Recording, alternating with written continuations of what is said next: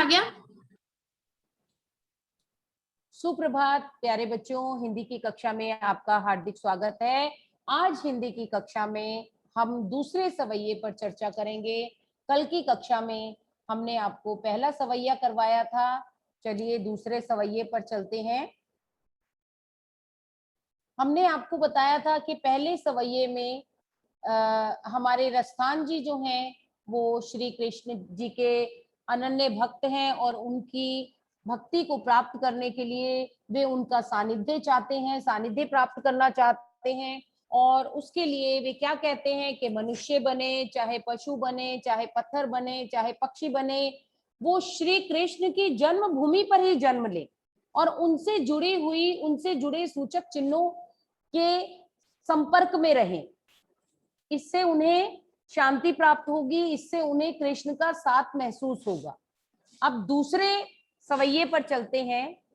या लकुटी अरु कामरिया पर राज तिहु पुर को तज डारो, आठों सिद्धि नवनिधि को सुख नंद की धेनु चराए बिसारो, रस खान कभो इन आखिन से ब्रज के बन बाग तड़ाग निहारो, कोटिक ओ कल घोत के धाम करील के कुंजन ऊपर बारो।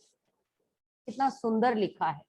अभी आपको समझ नहीं आया होगा क्योंकि भाषा जो है उसे नहीं समझ पाए होंगे। अभी हम इसके अर्थ आपको बताएंगे तो आप इसे समझ पाएंगे और आप इसे अपने आप से इसको इसका लय में वाचन करने का प्रयास कीजिएगा। एक बार पुनः कर रही हूं। या लकुटी अरु कामरिया पर राज तिहु पुर को तजिडार, आठों सिद्धि नवनिधि को सुख नंद की धेनु चराई विसारो, रस खान कभू इन आखिन से ब्रज के बन बाग तिराग निहारो, कोटि को कलगोत के धाम करील के कुंजन ऊपर वार। चलिए इसके अर्थ लिखिए। या लकुटी, लकुटी या मतलब इस, लकुटी मतलब लकड़ी, लाठी। कामरिया, कामरिया होता है छोटा सा कंबल। राज तिहु पुर को तजी डारो, तिहु मतलब तीनों, पुर अर्थात नगर, लोक, तजी मतलब त्यागना, छोड़ना। ठीक है। अब यहां पर देखिए क्या बताया जा रहा है। यहां पर कहा जा रहा है कि कृष्ण से जुड़ी वस्तुओं के प्रति प्रेम प्रकट करते हुए कवि कह रहे हैं कि या मतलब इस लकुटी यानी लाठी, अरु कामरिया और छोटे से कंबल पर मैं तीनों लोगों का सुख त्याग सकता हूं। राज तिहुपुर को तजिडारो, त्याग सकता हूं। किस लाठी पर और किस कंबल की बात हो रही है?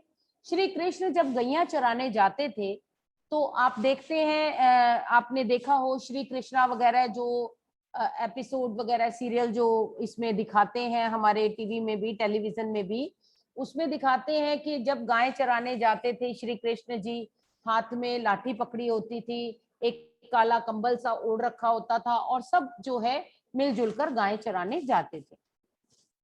अब यहाँ बात की जा रही है उस लाठी की जो उनके हाथ में होती थी, वो कंबल जो उन्होंने ओढ़ रखा होता था। रसखान जी कह रहे हैं मैं उस लाठी और उस छोटे से काले कंबल पर तीनों लोकों का, पृथ्वी लोक, पाताल लोक, आकाश लोक, तीनों लोकों का सुख जो है उसे त्याग सकता हूं। आठों सिद्धि नवोनिधि को सुख नंद की धेनु चराई बिसारो, आठों सिद्धियां, नौ निधियां, ठीक है, आठों सिद्धियां, नौ निधियों का सुख नंद बाबा की धेनु यानी नंद बाबा की गाय को चराने के लिए मैं बिसार सकता हूं, भूल सकता हूं। आठों सिद्धियां, नौ निधियां आपकी पुस्तक में पीछे दे रखा है, देख लीजिएगा। ठीक है, बिसारो यानी कि उसे मैं भूल सकता हूं। रस खान कभो इन आंखिन से रस ब्रज के बन बाग तड़ाग निहारो।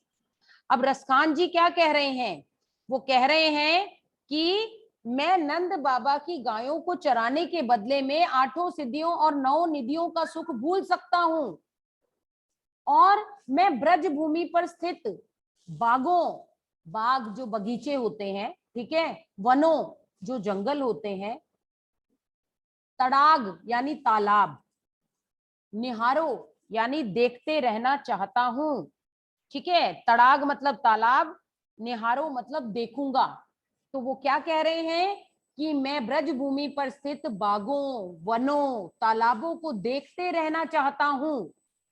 कोटिक ओ कलघोत के धाम करील के कुंजनी ऊपर वारो, अर्थात लिख लीजिए आप अर्थ, कोटिक करोड़ों, कलघोत यानी सोना, धाम यानी भवन, करील एक प्रकार का वृक्ष, कुंजन लताओं का घर, वारो यानी न्यौछावर करूंगा।